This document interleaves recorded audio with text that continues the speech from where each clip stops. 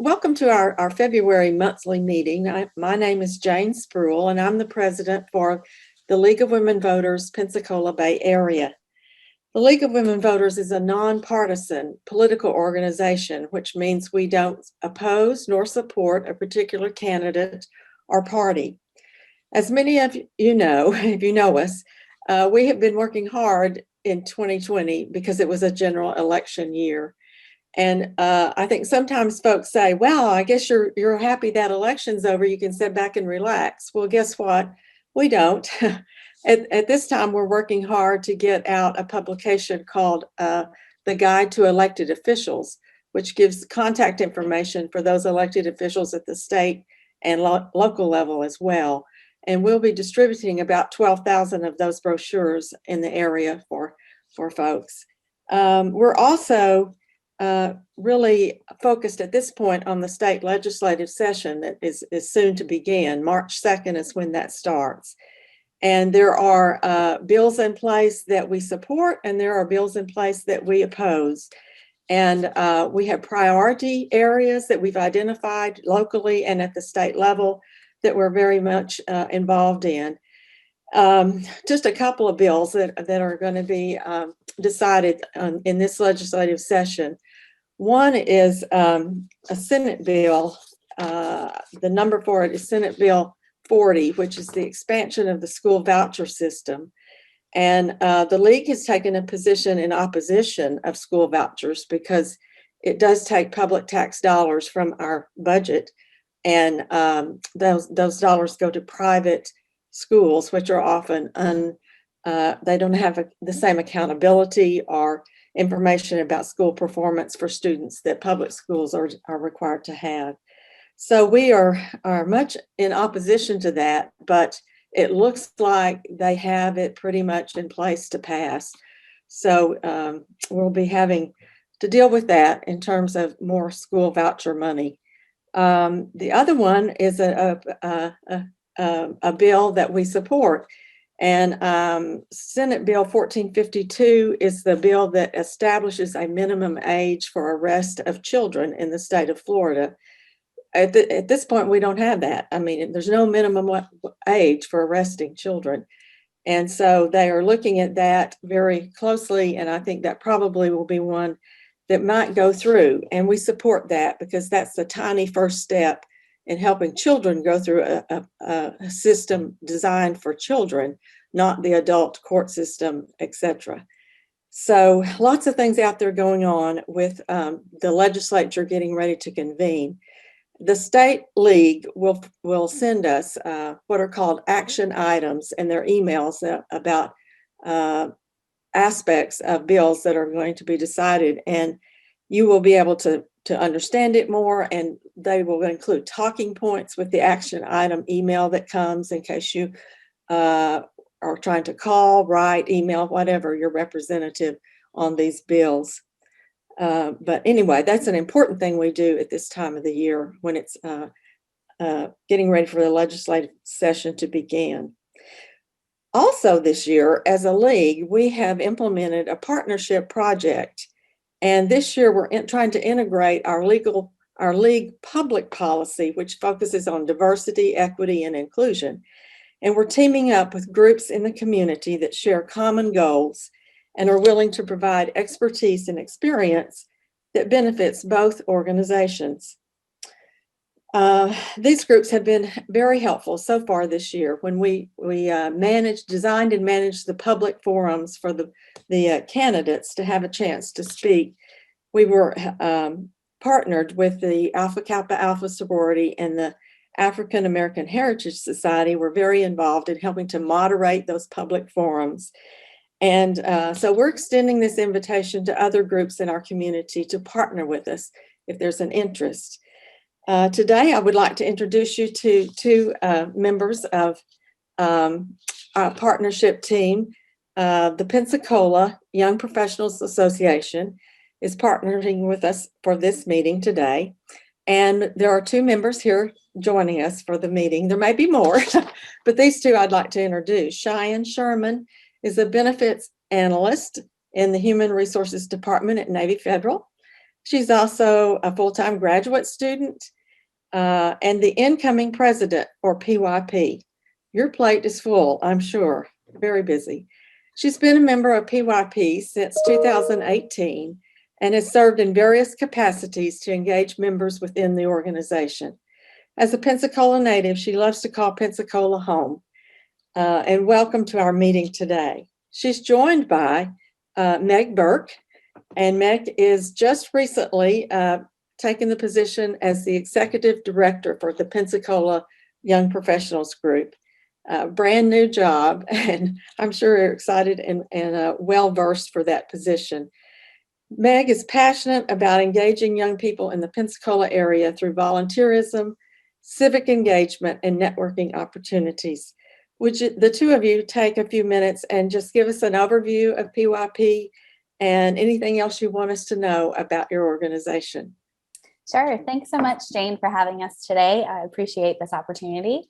As Jane mentioned, I am the president-elect, incoming president. When the next fiscal year begins in April, we'll be beginning our 15th year, I believe, Meg, if that's correct, in the Pensacola Bay area.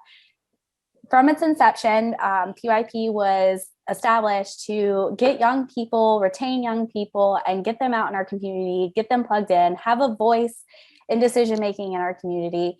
Primarily at the time in its inception was for the Maritime Park project. And with that, we established a more robust downtown. In the 10 years since I left and came back from college, downtown used to be dead. It had like 3 stores that were open, a lot of vacant buildings, but now it's lively and it's a place where young professionals, people in general, like to just mingle on the weekends or after work on the weekdays. And PYP helped with establishing a more diverse downtown with all the activities. PYP has different teams in which we focus, areas of focus regarding, for instance, we have an economic development and government affairs team that helps with, during general election years, host candidate forums for the community, giving opportunities for the community to come and ask candidates questions regarding the upcoming elections. Economic development focuses on, I believe last year we had a whole panel about affordable housing and what we can do to provide positive change in the community with trying to get young people, because that's kind of our concern right now, is owning houses and rents going up and mortgages are going up. So we want to retain the young people here in the area instead of them going to more lively areas like Tampa or Jacksonville, make it more affordable for them to live here. And then we also have our quality of life team, which focuses mainly on volunteer efforts. We try to do volunteer events once a month. Of course, with the global pandemic, that's kind of put a hinder in it this past year. We've kind of had to do virtual volunteering or find other ways in which we can benefit the community. And they also do a major project each year, the Quality of Life Survey, in which we partner with Quint Studer. And we report out what the Escambia residents and Pensacola City residents feel and their perception of things such as affordable housing or education, things of that nature, and things that come out of that survey. We kind of try to pick and choose and get behind something, an initiative to kind of back up. So last year, specifically with the Children's Trust, we kind of backed that and thankfully got the Children's Trust pushed through for Escambia County during the general election. We also have a networking team in which we host networking events. We did just start in-person events from a whole year off. So thankfully, we're able to start socializing a little bit. Of course, social distancing with masks around local area or local businesses in the area. We try to support and partner with them to get young professionals out and get them engaged in local businesses, as well as get them engaged with each other, get them plugged in with each other. And then we also have our membership services team, which focuses on member retention and member benefits. And they do great. I was a part of that team prior to taking on the president-elect position 2 months ago. And our main focus is just to get people in and get PYP's name out there and to connect people not only with each other, but with the community. And we also have, I feel like I'm missing a team, Meg. Am I missing a team? Oh, professional development. We have a professional development team, and Bradley Sanders, who is our current VP, has been killing it with our online webinars. Most of our professional development events are for the general community. We do try to kind of focus it with our general demographic, which is our membership is between the ages of 18 and 40. And we just do things such as how to handle Zoom calls, resume building, how to network, how to public speak. There's a number of things that we've done in the past year, especially with webinars, and trying to promote those a little bit more for people who are kind of scared to still come into in-person events. Another project that we started this year, and Meg kind of helped spearhead that, was we started a podcast for young professionals, not just in the Pensacola area, but topics that appeal to all young professionals nationwide. That's wherever you can get your podcast, so Spotify, Apple, and that's, Meg, what's the proper name of the podcast? It's called More Than a Young Professional. Yes, and it comes out every Tuesday. Yes, mostly. Yeah. But we talk things such as goal setting, or I'm trying to think of I'm drawing a blank right now. I'm usually way more prepared. Okay. We've, I think a few of the first episodes, we talk about the importance of a thank you. Things that mostly on the younger side of the young professional spectrum would need maybe a little bit help with. So how important it is to thank your coworkers and your bosses and your colleagues. The goal setting series we just did, we're wrapping up the second episode of that. We have also done about changing career paths. We know that millennials and young professionals in general aren't lifers in professional settings anymore. So how to navigate that tricky world right now.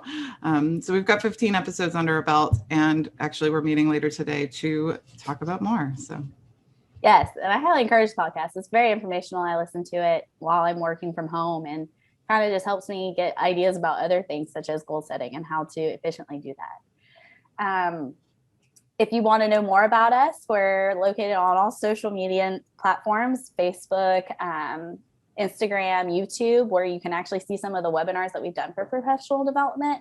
And our website is PensacolaYP.com. That has all of our upcoming events, which here more currently, we're going to be hosting town halls regarding the quality of life and the results that have come out of that, such as the affordable housing, racial relations, things of that nature.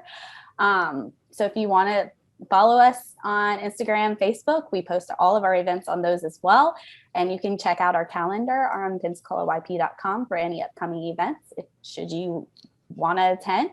Again, most of our events aren't necessarily for just young professionals. We like to get the community involved as well. So just check us out. Thank you, Cheyenne and Meg both. What did I hear? Maximum age was 40. You may have to take us on as a guest, right? We have a lot to learn from you, and thank you for sharing it. Enid Siskin is the director and the chair of our Natural Resources Committee for the League, and I would have asked her today to introduce our keynote speaker. Thank you, Jane. I am very pleased to be introducing Dr. Wade Jeffrey, a colleague at UWF. He is a distinguished university professor, director of the Center for Environmental Diagnosis and Bioremediation, and director of the Reuben O'Donovan Askew Institute of Multidisciplinary Studies. He is trained as an oceanographer with a specialization in marine microbial ecology, receiving his master's and doctorate in oceanography at University of South Florida. For most of his career, he has focused on how ultraviolet radiation affects marine microbes. Since UV is almost everywhere, his lab has worked from the Arctic to Antarctic oceans, coral reefs, mountain lakes, the Mediterranean Sea, and our own backyard, the Gulf of Mexico. Since 2010, he has also been heavily involved with research associated with the Deepwater Horizon oil spill, doing extensive work on microbial diversity of the Northeast Gulf of Mexico and how it is affected by oil. Most recently, he completed 2 trips to Antarctica, and he took some absolutely amazing photos. So if you have a chance to see them, I seriously recommend that you do. But today, the topic of his presentation will be an overview of the science of climate change from an oceanographer's perspective, working to get past the hype in politics and focus on the science. Dr. Jeffrey, it's all yours. Good morning. Thank you very much for the opportunity and invitation to come talk to you guys this morning. I'm going to go ahead and share my screen and see if we can get going.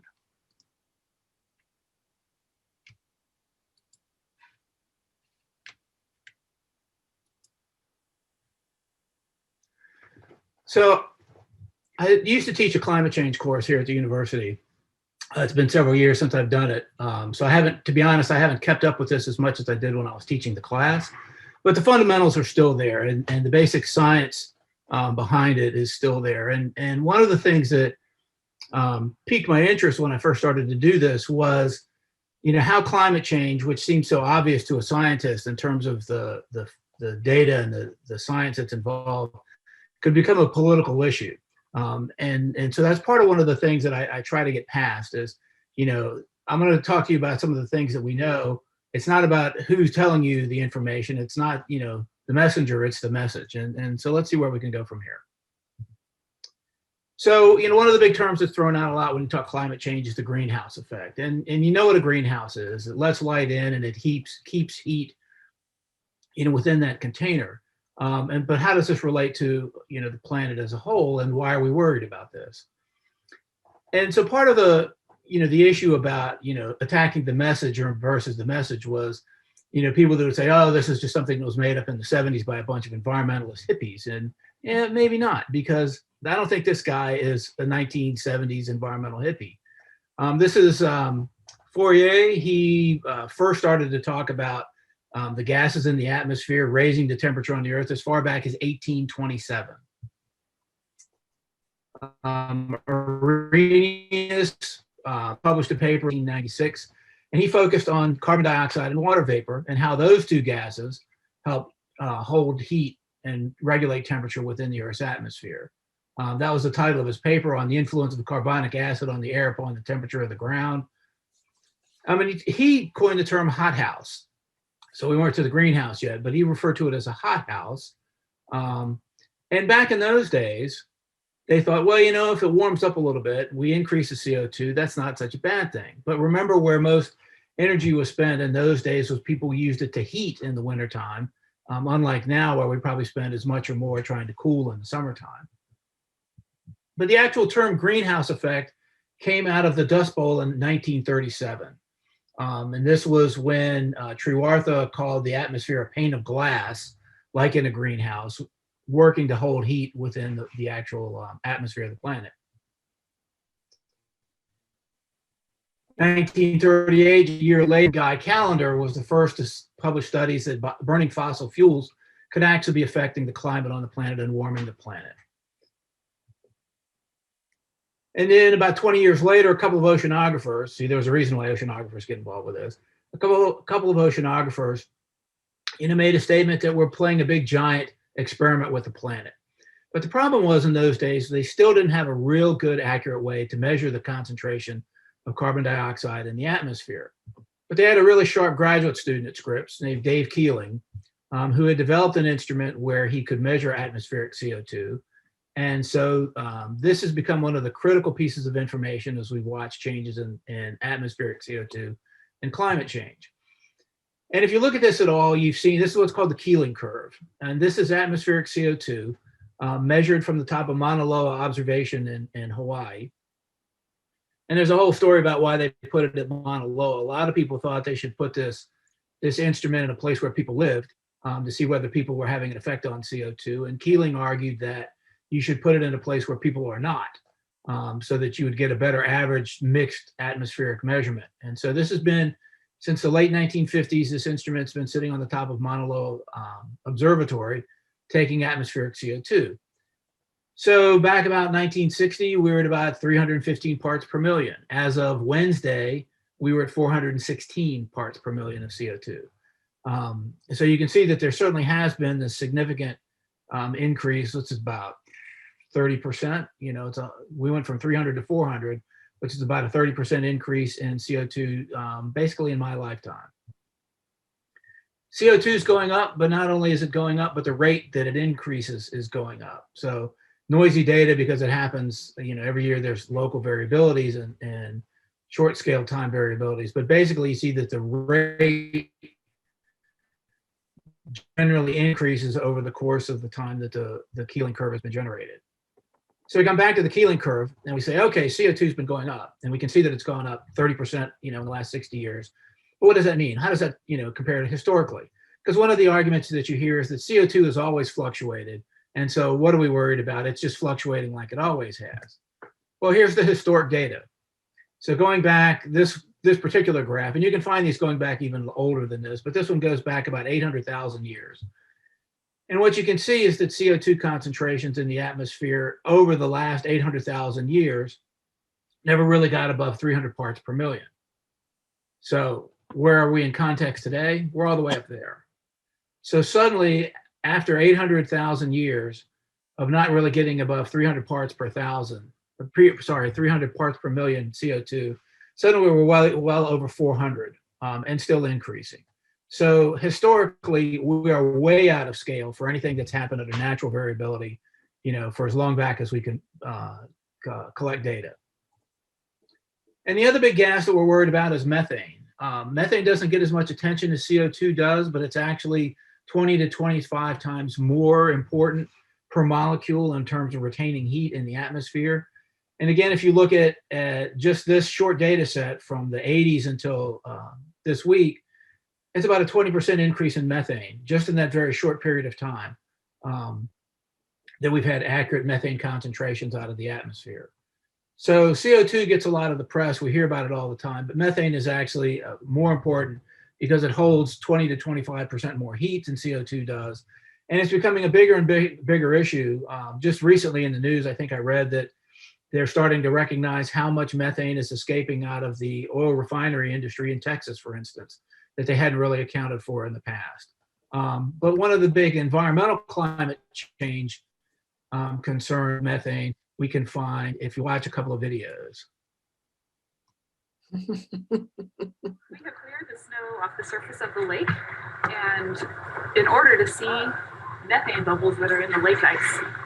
And if you look at the shore, you can see that there are lots of trees that are falling in the lake and they're dying. What's happening is the permafrost is slowing. We can't see the video, Dr. Jeffrey. Causing the ground Okay. surface to collapse. All right, hold on. And the I forest think you have folded. to share your screen, share the, where, if it's like playing in an internet browser, you need to share the internet browser. Yeah, it should do it from the whole. It should, but, All right, let me get back to it. okay. I run into this with my class sometimes. All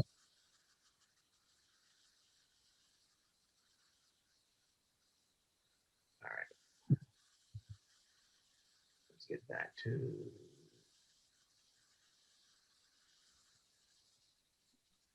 Oh, there we are.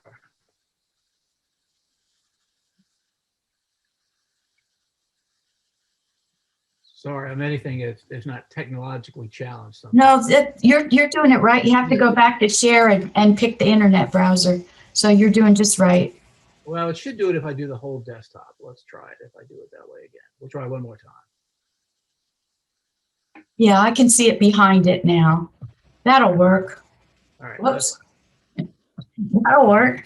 We have cleared the snow off the surface of the lake, and in order to see methane bubbles that are in the lake ice.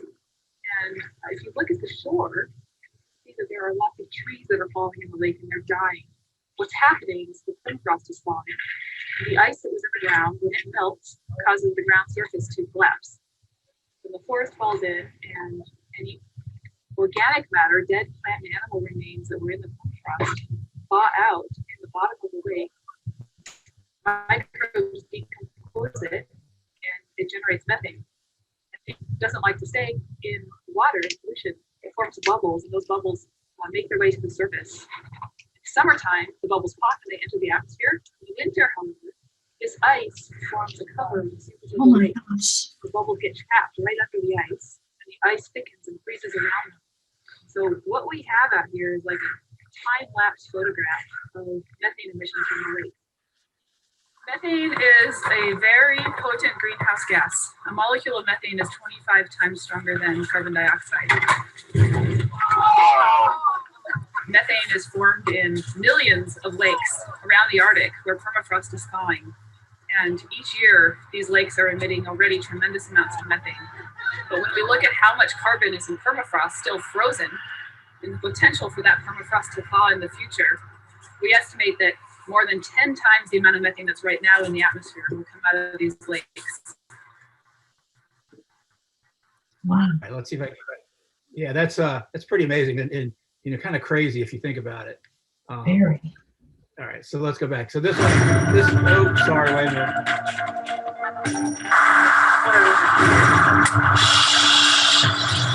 Oh my God.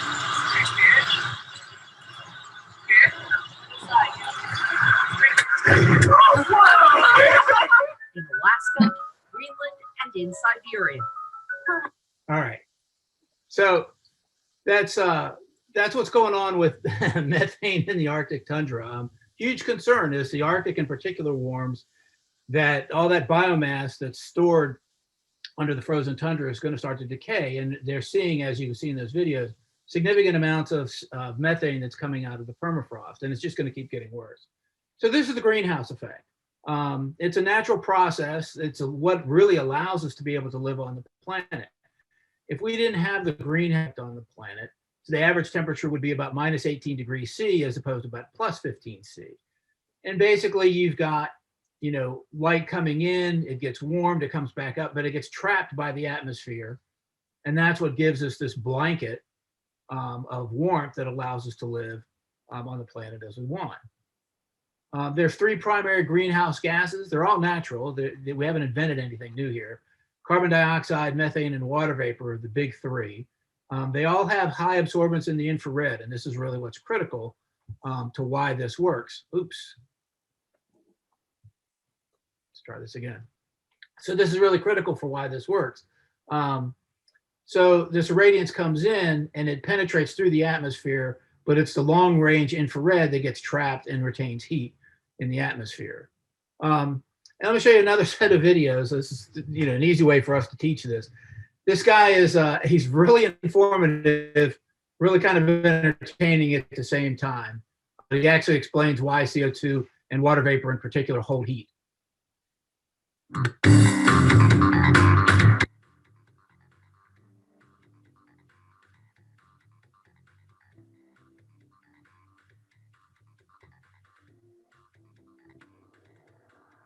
Scott Denning, and I'm a professor of atmospheric science at Colorado State University. Today, we're going to talk about the greenhouse effect, how it works, and why it's important for climate change. All of the energy that comes into the Earth has to get to the Earth by electromagnetic radiation. There's no air outside the Earth's atmosphere, so there's no way for heat to get in and out of the Earth. It's just a big ball floating around in a vacuum. So the only way we can get energy in and energy back out is through electromagnetic radiation. It's actually waves of energy that come in. Short waves are visible to us as light, and that's the short waves. And the long waves go back out. The long waves carry the energy back out to space, radiating energy. Just like you feel energy coming off a fire, or you feel energy coming off a heat lamp, or you can feel heat energy coming off of a hot stove, the Earth is radiating energy back out to space, cooling itself off all the time.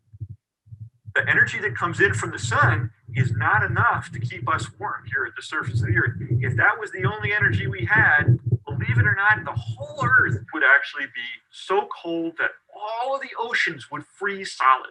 The Earth would be just this white ball of ice floating in space. It'd be really cold. We wouldn't even be here talking about it because it wouldn't be a habitable planet. It's really lucky for us that we have air. It actually turns out about 2/3 of the energy that warms us up at the surface of the Earth is from the warm air that also radiates these waves. It all came from the sun originally, but some of it gets recycled. It goes up, it gets caught by these old greenhouse, sent back down. We call this the greenhouse effect. The energy comes in from the sun, It goes back out to space, but some of that energy gets trapped by the warm air and re-radiated back down like a bunch of little heat lamps up in the sky. Now, you may have heard that the greenhouse gas that we hear about a lot is CO2, carbon dioxide. That's actually just a small amount of the air. 99% of our air is not carbon dioxide. It's nitrogen and oxygen, N2 and O2. But N2 and O2 are not very good at absorbing energy. They're both made of two atoms of the same element. So N2, two ends glued together with a bond between them. Think of them like tennis balls on a spring or tennis balls on a stick. These waves of energy can come up and hit that ball on a stick molecule and start it vibrating. And the energy is actually then stored in the molecule. So the energy comes up from the earth, vibrating like, woo, woo, woo, woo, woo, woo. But then it can unvibrate or de-excite and send that energy back out to the earth. It could go, woo, woo, woo, woo, woo, woo, woo. And then as it's vibrating slower, that energy comes back out. But there's not a heck of a lot you can do with two balls on a stick. There's just not that many ways for them to move. CO2 is different. CO2 has three atoms. So there's a CO2. And as you can imagine, the CO2 molecule can vibrate just like N2 or O2. It can go, woo, woo, woo, woo, woo, woo, woo, woo, woo. But it can also do other stuff. For example, because it's got three atoms, it can go, woo, woo, woo, woo. Or it can go, woo, woo, woo. Or it can go, beep, boom, beep, boom. And all these different kinds of molecular dances that the CO2 molecule can do will absorb different wavelengths of energy. So because it has all these different varieties of dances, or varieties of vibration that it can do up in the sky, it's radiated like heat lamps back to the earth, keeping us warm. So the CO2 is a much more powerful greenhouse gas than O2 and N2 that make up most of our air. Water vapor is another one. Water vapor is H2O. So again, there's three atoms in an H2O. Let's see, this can be the O this time, and here's a couple of H's. But unlike CO2, they're not all in a straight line like this. They're actually bent like this. So the H2O molecule is even better at dancing and vibrating than the CO2 molecule because it can go wee woo wee woo like that, but it can also go wee woo wee woo, or it can do this swinging thing. It can even do handsprings. I'm not going to try that here. That would be kind of dangerous. So what does all this have to do with climate change? As you know, when we burn stuff that's made of carbon, like coal, oil, and gas, we react it with oxygen in the atmosphere to make extra CO2 molecules. Each one of those little extra CO2 molecules captures that long wave energy going up, does its little molecular dance, sends it back down. So it's like extra little heat lamps in the sky that send energy to the surface of the earth. We've calculated that if you double the number of CO2 molecules in the air, it's the equal amount of energy to putting a little kid's 4-watt nightlight in every square meter of the planet. So that's not a lot, these little 4-watt nightlights, but if you put one every square meter on the whole planet, you'd expect that to warm things up. When we say we expect extra CO2 in the atmosphere to warm the surface of the earth, we're saying adding energy to something changes its temperature. And we could argue about how much it'll change or when it's going to change, but the idea that putting extra CO2 in the air will warm the surface is pretty much of a no-brainer. You add energy to something, it changes its temperature. I'm Scott Denning from Colorado State University, talking to you today for Changing Climates. So I really appreciate it. I hadn't seen that video for a while. Let's just talk back together. I think the sound effects make a lot of contribution to watching that. But it's pretty informative. You see the differences in how the molecules actually, because of their structure, actually absorb the energy. So the fact that CO2 holds heat energy because of the way it can vibrate, and water vapor can hold heat energy because of the way it can vibrate, and methane, which he didn't talk about, but even more so because it's 4 atoms instead of just 3, they all hold a significant amount of heat when they're in the atmosphere. So there's nothing controversial about the chemistry and the physics involved. That's just what they do. So as he says, if you put more CO2, water vapor, and methane in the atmosphere, they're going to hold more heat. And there's no controversy to that. That's just physics and chemistry. So one of the questions I get asked a lot is that if all CO2 is in the atmosphere, why does it not just stop the heat from coming in the first place? And the answer is there's differences in the way the irradiance comes down from the sun versus the way it irradiates back off the surface of the planet.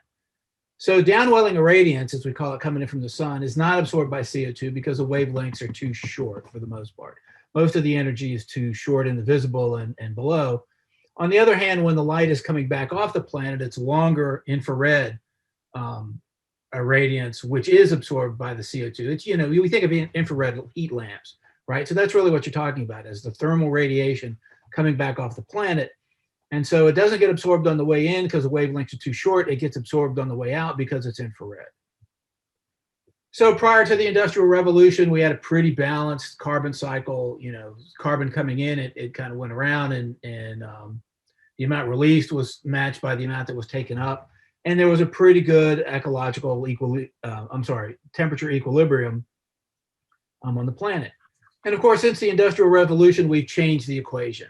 We now have a significant amount of CO2 that's not burned as fossil fuels. You name it, we burn it. And we've now increased the amount of input of CO2 into the atmosphere. And so the output and where it can go can't keep up. And so we've continued to increase the amount of CO2 in the atmosphere. And you can see what it's done to temperature. So here's temperature going back to 1880. In the last, if you look at just the last couple of years, last 10 years, you know, these are the hottest years on record. Last year tied as being the hottest year on record. 2016 prior to that had been the hottest. But again, this is just data. You know, there's, you know, this is what's happened to the planet. And this is going back to, you know, soon after the Industrial Revolution. One of the questions, though, that people will ask is, how do you know that the CO2 that you're seeing in the atmosphere comes from fossil fuels? You can't prove that that's where it's coming from. Well, yes, you can. And so there's a whole area of science called isotope geochemistry, sometimes focusing on stable isotope geochemistry. You have to understand that when carbon exists in many different forms. There's carbon-12, which is the normal type that we think of most of the time, but carbon-14 is radioactive. And then there's also a carbon-13 form. And over time, the ratio of these different forms of carbon change. In particular, the C14 decays. And so you'll see less and less C14 over time. And you can see from this graph, seeing my cursor to come back up. So if you see in this graph, you know, here's carbon when it's first formed, and the proportion of C14 to carbon-12 is about 1, but over time, it essentially goes down to 0. So if you look at what the natural pools are in the world, fossil fuels are totally depleted because they're so old. Fossil fuels are totally depleted in terms of 14C, and they're very depleted in terms of C13. So now if you look at what the CO2 in the atmosphere is doing, you see that if you look at the Del C13 data, as it's called, that it's becoming more and more depleted, which indicates that it is CO2 from fossil fuels that are driving most of this increase in the CO2 that we're seeing in the atmosphere. So you can show that it's fossil fuel CO2 that's causing this. It's not CO2 coming from volcanoes. It's not CO2 coming from, you know, other possible natural resources, but it is fossil fuel CO2 in the atmosphere. And so just a little bit of background about, you know, where we use fossil fuels and what we use them for, just for perspective. This is the United States. This is 2017. Most of the fuels that we use in our country are petroleum products, natural gas, nuclear, a little less than 10, coal about 14, renewables, we're hanging around 10 or 12%. And then how they're used, still, again, most of it goes into electric power and transportation. These are the two big ones for the United States. Industry would be next, and then residential and commercial uses follow after that. And then if you break that down by source of fuel, and petroleum, most of it goes into transportation. We all got 1, 2, 3, 4, 5 cars. Industry is the next biggest user. And then natural gas. Again, a little bit bigger distribution, more evenly spread between industrial, residential, and electric power. Coal, electric power is the big user. That's where most of it goes. A little bit of industrial, a little bit actually in residential in some places, but most of it goes into electric power generation. Renewable energies, electric power again, a little bit in transportation, a little bit in industrial applications. And of course, nuclear all goes into electric power generation. If you look at the greenhouse gas sources for the United States over on the left-hand side, most of our greenhouse gas release comes out of electricity generation and transportation, like you'd probably suspect. Industry being the next component, and then smaller release from commercial, residential, and agricultural. On a global scale, and I wish, unfortunately I got these images from the same website, but they didn't use the same color scheme. But you can see how this compares to the United States use of energy versus what you get in global. And so one of the big ones is we use 29% for transportation. Globally, it's only 14%. So we're about twice as high. Industry, about the same globally versus the United States. Transportation, oops, I don't know why I've got the hypersensitive mouse this morning. Industry, is about the same between both. So there's some fundamentals in terms of just climate change and the atmospheric thing. But the other thing I get asked about is sort of where does climate come from? And as an oceanographer, how does this result, how does this become relevant? And so, it all really comes from climate is driven by thermal energy coming down from the sunlight and how it's distributed across the planet. So, obviously, that most of the energy comes in at the equator and between the Tropic of Cancer and the Tropic of Capricorn is where you're going to get heat coming into the planet, and then it's got to be distributed. And it's this distribution of heat that creates the climate patterns that we know on the planet. The other component of this is that the difference in what's called the heat capacity of land versus the oceans. The planet's covered by 70% water, only 30% land. Water will hold a lot more heat than land will. Water will be much more stable to heat fluctuations and temperature fluctuations than will land masses. But the fact that the planet rotates and the fact that we have water and land masses creates kinds of patterns that we see in terms of climate systems on the world. All right, so if you didn't have a rotating planet and you didn't have land masses, you'd have two cells. So you'd have heat coming down here in the equator, and the heat would rise, and it would move towards the north, and then come back down. And you get one big convection cell in both the northern and southern hemispheres. But instead, we have something like this. And again, this is because the Earth rotates, because we have land masses, and because we have a mix of water, a more highly covered water planet than land masses. And so these are the normal circulation patterns that we get in terms of winds and the distribution of this heat through these convection cells. So three big convection cells in each hemisphere, both going northward this way to distribute heat and coming southward to distribute heat in the southern hemisphere.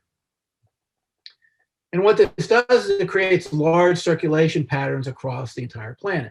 So here, if you look at the Atlantic Ocean, you've got two big gyres of circulation across the Atlantic, one in the northern and one in the southern hemisphere. And actually, if you look at the whole planet, you end up with 5 of these major gyres in the world's oceans, 2 in the Pacific, 2 in the Atlantic, and 1 in the Indian Ocean. And then they also help drive the surface currents in the oceans as well. So temperature is distributed not only by air currents, but also ocean currents. And they become really critical in terms of distributing heat around the planet and the stabilization of the climate, depending on where you are. There's something that gets a lot less attention, which are the subsurface currents. And this has to do with distributing a very slow process, but very deep water around the planet. And it's driven by density. And so if you think about where the water is the coldest on the planet, it's going to be the polar regions. If you think about where it's the saltiest, it's also going to be at high latitudes, because this is where sea ice forms. And when sea ice forms, it squeezes the salt out of the water. So it's actually coldest, saltiest, so most dense at the polar latitudes, which is going to make it sink. And so once it starts to sink, you get this pattern of distribution of water. So here it is, coming up, and it comes up and it sinks, and it comes back around and it redistributes all the way around the planet, and it rises and sinks depending on which ocean it is. And it takes about 1,200 years for this to happen. And so, let me make sure I didn't get ahead of myself.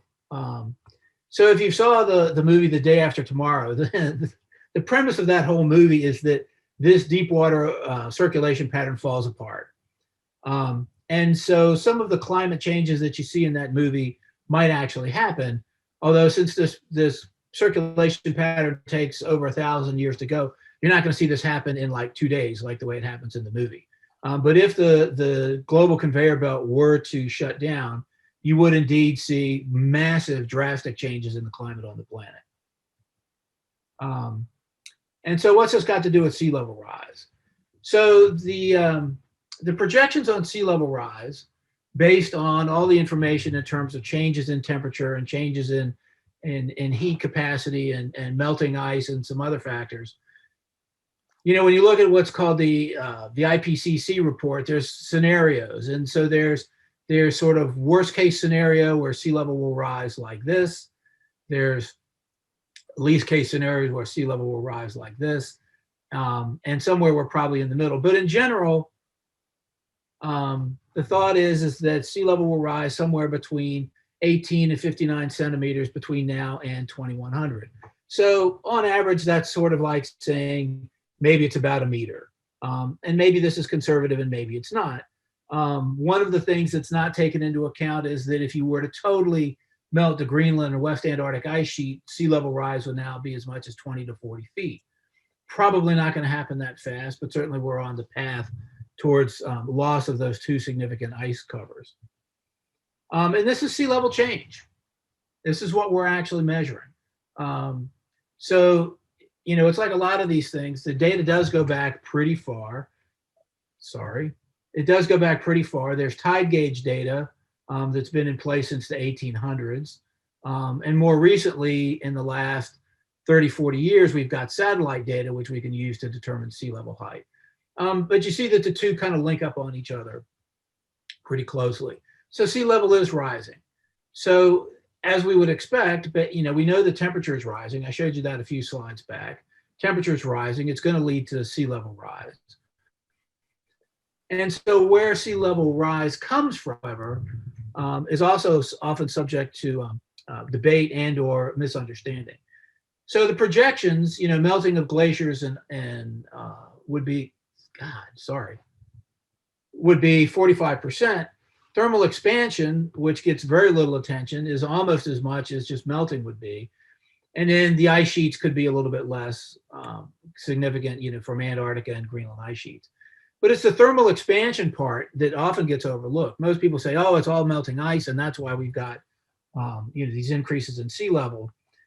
But the reason thermal expansion is the key player here is because water, as it warms, like most things, becomes less dense. So you don't think that you can compress and squeeze water, but it actually does. And so as water gets warmer, it takes up more space. And so as the oceans warm, and it doesn't take much. I mean, think how much water there is out in the oceans. It doesn't take a lot of warming for that massive amount of water and a little bit of thermal expansion on a small scale, but multiply that across the entire oceans.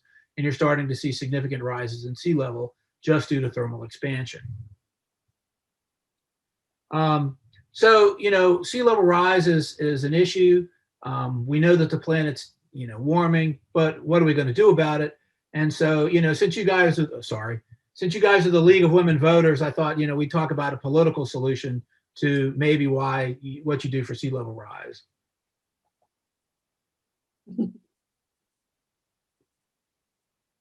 A classic, but still pretty good. Nation.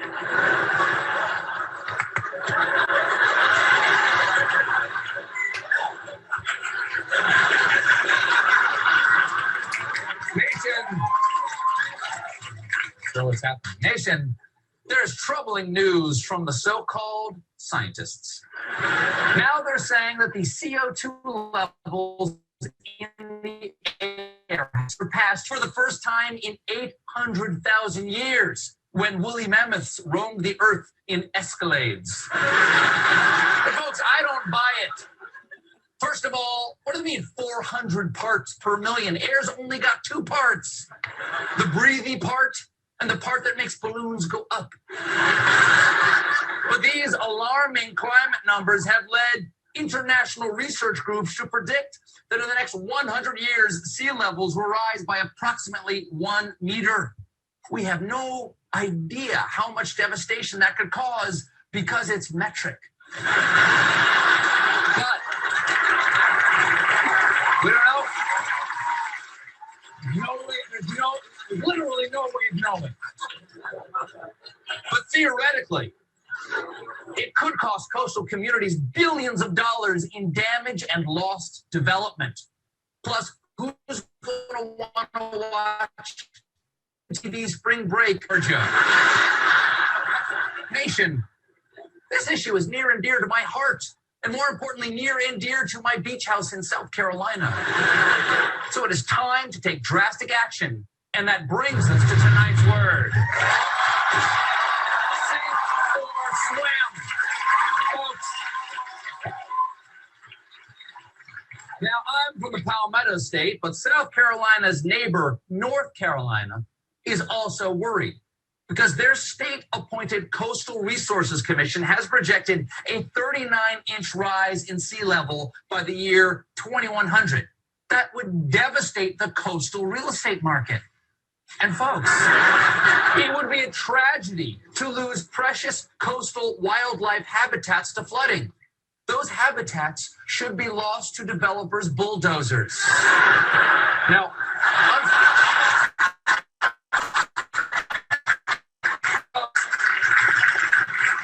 Fortunately, folks, North Carolina Republicans have drawn a line in the soon-to-be underwater sand. They have written a new bill that would immediately address the crisis predicted by these climate models by outlawing the climate models. Here's how it works. The law makes it illegal for North Carolina to consider scenarios of accelerating rates of sea level rise due to global warming. You see, right now, all the scientists' sea level predictions look like this. That steep curve, that's bad. That ski jump to hell there, that's predicting that things are going to get worse and worse in a feedback loop that accelerates. No politician wants that. So, to fix that problem, GOP lawmakers want the state to consider only the sea level rise over the last 100 years, what will happen in the future. That makes that scary chart get all better. Now, instead of the economy destroying 39-inch rise, the law makes it a rise of only 8 inches. And that shrinkage makes sense because the water is cold. Now, folks, I think this is a brilliant solution. If your science gives you a result that you don't like, pass a law saying that the result is illegal. Problem solved. In fact, I think we should start applying this method to even more things that we don't want to happen. For example, I don't want to die. But the actuaries at my insurance company are convinced that it will happen sometime in the next 50 years. However, if we consider only historical data, I've been alive my entire core, I always will be. And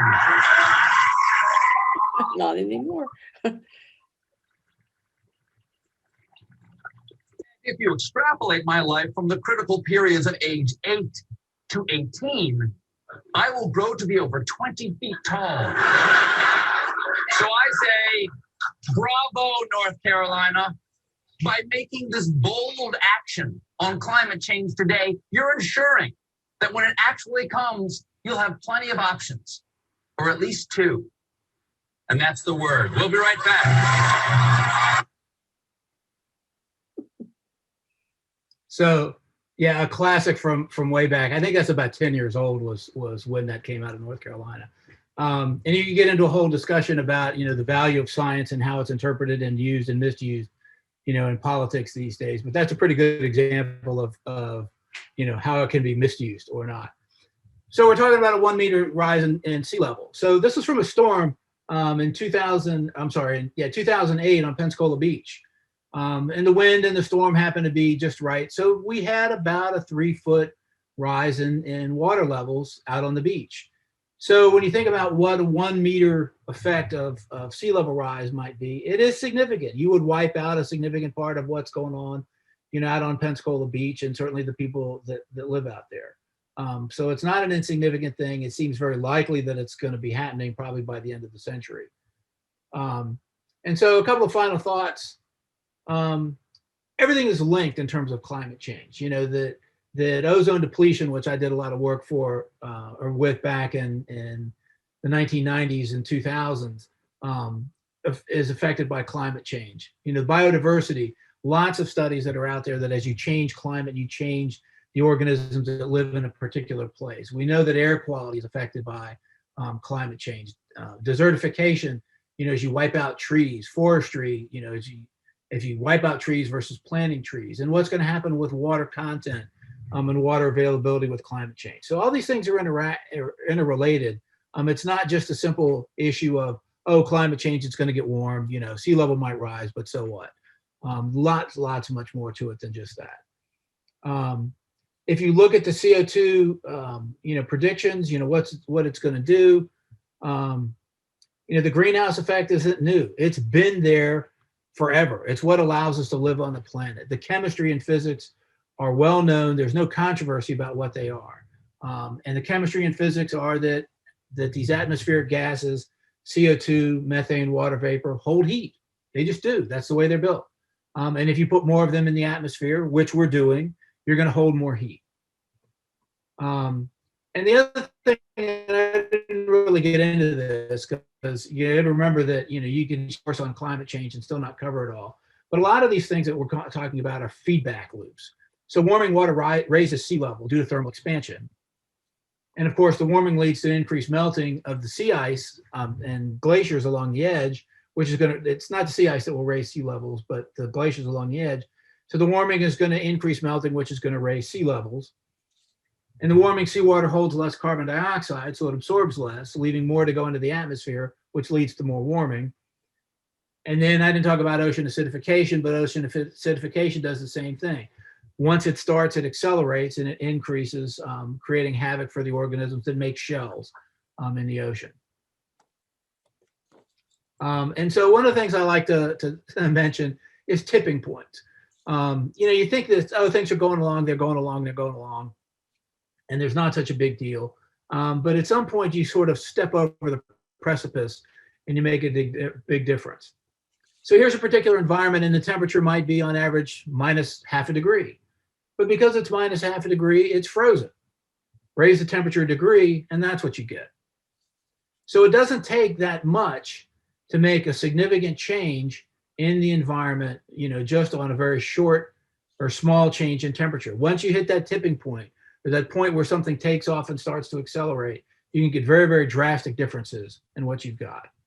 So I'm not sure how we're doing for time. I got a couple things that are sort of more practical applications to what we do in terms of trying to deal with climate change and energy sources. But climate change is the elephant in the room. And the problem is, one, you have to recognize it. And two, you have to recognize it as a priority for something that you want to deal with. But what we have to be careful of is the cure worse than the cause? Or as I like to say, be careful what you ask for.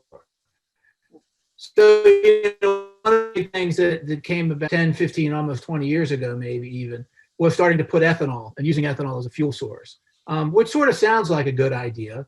And you can blend most cars, and what we get in the gasoline stations today is about 10% ethanol that your car's engine will run on without any problem. Now, you'll notice there are engines that you'll see around that will say up to E85, so you can put 85% ethanol in there and they would run.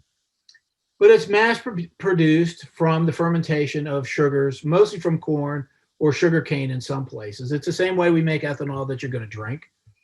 When you burn it, it's cleaner. It burns much cleaner than straight up gasoline does. Still produces the same amount of CO2, but it doesn't produce all the other particles and carbon bits that you get. But because it's CO2 that came from a plant, which pulled it from the atmosphere before it's re-released back into the atmosphere, you're sort of recycling that CO2. And that's why it's considered to be a renewable CO2 source. So in that respect, it is a benefit as well. You're not going to reduce CO2 levels, but you're not going to increase them either. But ethanol has much less fuel economy in a car than does gasoline.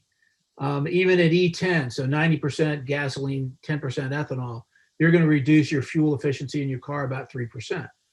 So, you can do the math, and this is just one way that I did it, but it's not as simple as saying, it's going to be more, it's certainly not more fuel efficient.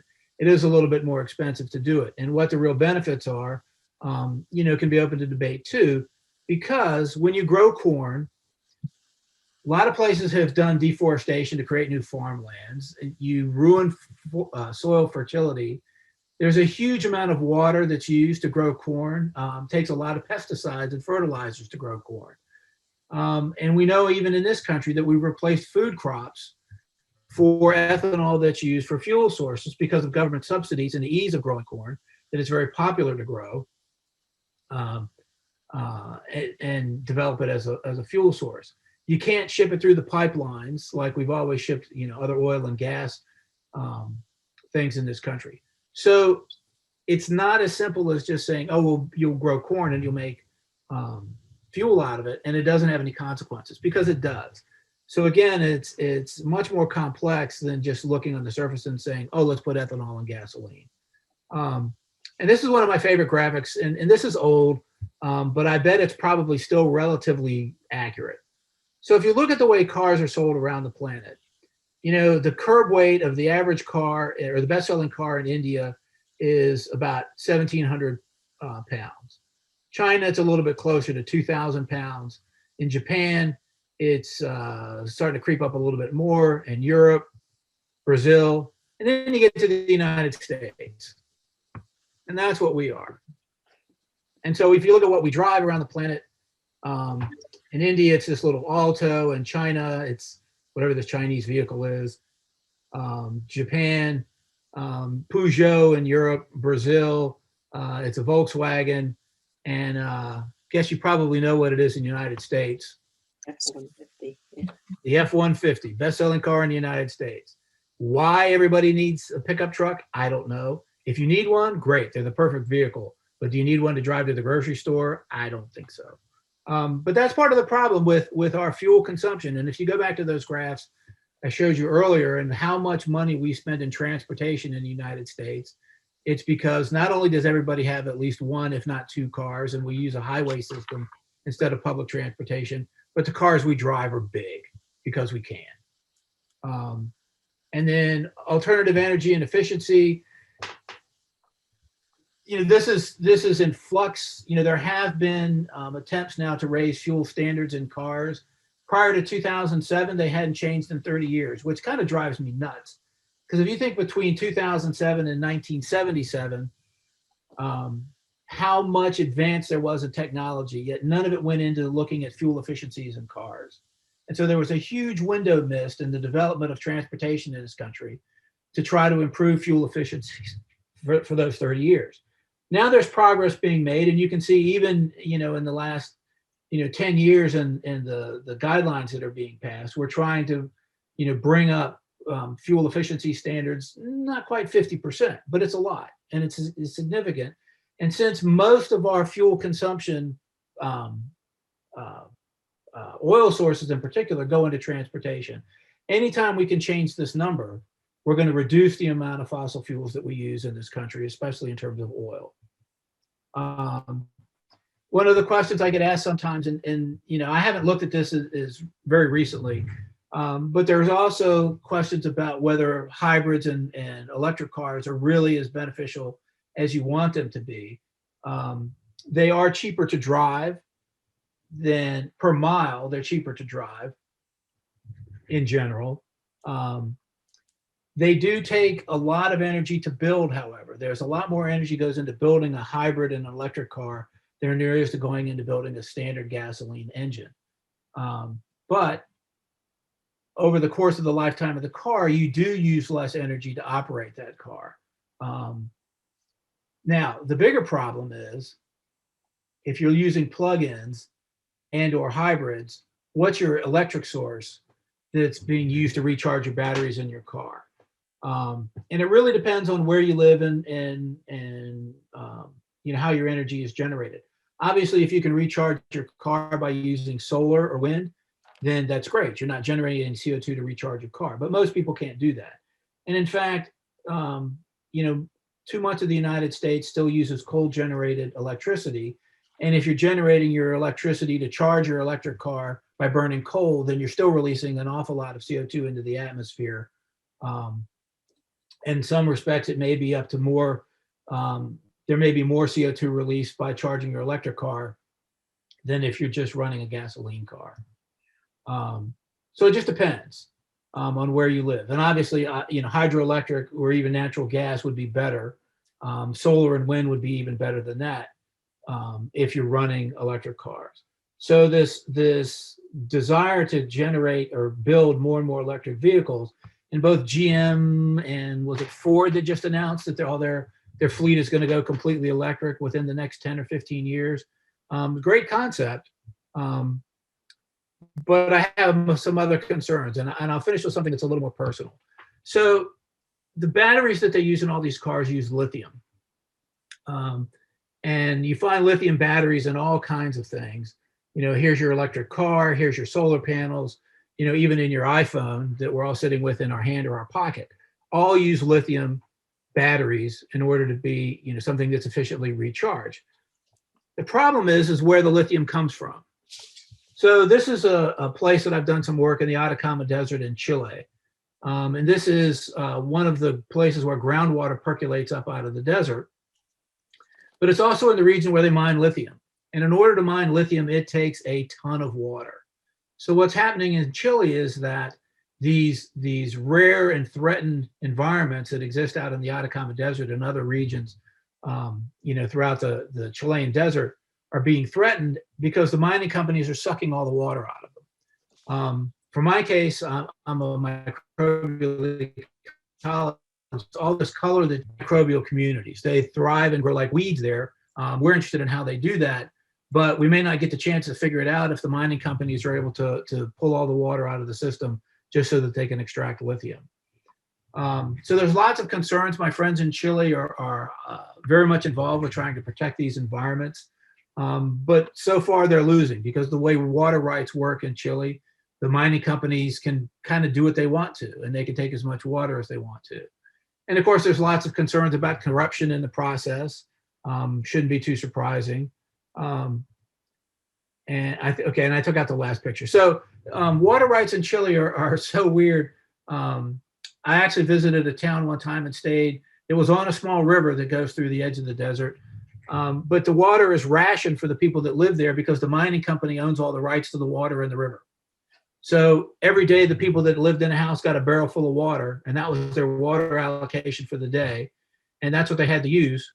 Even though the river was right out the back door, they couldn't just stick a pipe down in the river and pump water up to their house because the mining companies had control of the water. So lithium batteries conceptually are great.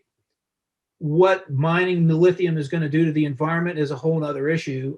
And again, be careful what you ask for. It sounds great on the surface, but when you get down to the details, we may be replacing one problem for another. And so with that, I think I'll shut up and see if anybody has any questions or wants to make fun of me. Thank Okay. Go ahead, Louise. Yeah, thank you so much, Dr. Jeffrey. There are a couple of questions. The first one is, does the change from gasoline to natural gas make a positive difference as far as CO2 on the atmosphere? In terms of CO2, probably not much. Natural gas as fuel burns cleaner than gasoline, so the other pollutants that come out of gasoline are reduced. But CO2, I think it's about a wash. Okay. And then another question, how about the change from coal to natural gas? Is this better? Even more so. Coal produces a lot of other pollutants besides CO2. So the CO2, I don't think there's a big difference in CO2, but getting rid of the other particulate pollutants that come out of burning coal. And it's not only particulates, but there's also mercury that comes out of coal and some other things as well. So natural gas burns much cleaner in terms of production of CO2. It doesn't make that much of a difference. But you got to remember, there's other pollutants that we're worried about besides CO2. And so getting rid of coal, there's no such thing as clean coal. I thought, one of the greatest oxymorons and misnomers that's been coined in the last, 10 or 20 years was clean coal. And there is no such thing as clean coal. And so, but in terms of CO2, it's a wash. The other pollutants, yes, it's better. Okay, here's a question about the video that showed the methane in the lake, which was very enjoyable, and I bet your students really like it. But does that methane affect the local water supplies adversely? I don't think it affects the water supplies in terms of drinking water. If you look at what's going on there, that's basically just microbial decay happening along those ponds and along the shorelines. And the gasoline and the methane is actually going up. So if you think of water supply that people are using to drink, they're probably going down to get it. So I would suspect that it has less effect, but I should say, don't quote me on that, because I don't know that I've ever seen anybody ask that particular question. Okay. So it is a good question, but I doubt it would be as significant since most of the methane is being released into the atmosphere. Okay, all right. And that's all the questions that we have, Dr. Jeffrey and Jane. So I'll turn it back over to you, Jane. Thank you. And thank you, Dr. Jeffries. That was very informative, but also very entertaining. Held my interest. I'm sure you're an excellent teacher. Wait, sorry, Jane. There is one more, two more questions that just came in. So we'll put you back in the hot seat, Dr. Jeffrey. Sure. Somebody wants to know, what is your background picture? Okay. So the background picture is actually underneath the sea ice in Antarctica. Oh, very cool. Very cool. And another viewer asked, despite the issues associated with lithium batteries, aren't EVs still better? Well, that's the question. It depends on your perspective. So in some respects, yes, if you're reducing CO2, yes, if you're reducing the reliance on fossil fuels. But if you ask my friends in Chile, they'll say no, because you're terrorizing the environment, where they live and where they work. And again, you're also, lithium is a rare earth metal. There's a limited supply of it. At some point, it's going to get even harder and harder to be able to extract. So, it's sort of replacing one limited supply material for another. Fossil fuels, at some point, we'll run out of fossil fuels. Changes in technology have changed what that window would be. It used to be, they'd say by 2050, we were going to run out of a lot of them. Fracking and some other things, have made it easier to get oil and natural gas out of places they didn't think they could get it 20 years ago. So the supply will last longer. Now you get into the whole debate about the environmental damage of fracking is another conversation. Yeah. So again, it depends on your perspective. So sure, electric cars and lithium batteries are great, but it depends on what your priority is. Okay, so last call for questions. I don't see any more. So I can take you back off the hot seat now, Dr. Jeffrey. We are very fortunate that you are here and a local researcher, and invite you to join us in any way that you might find beneficial to you as well. But we certainly enjoy your presentation. Thank you to our partnership folks from the Pensacola Young Professionals Group, and we'll see more of them, I'm sure. Next month, our monthly program will focus on the public schools in Escambia and Santa Rosa counties. We're hosting both of the superintendents to give us an update regarding what's happening in public education. At this point, I guess that brings our meeting to a close, and I have thank you especially to our own members and their guests who have logged in to this meeting. We appreciate your participation. Thank you, everyone, for coming. Okay, great. Thank you Well, very much. I'm going to end the meeting for everyone then.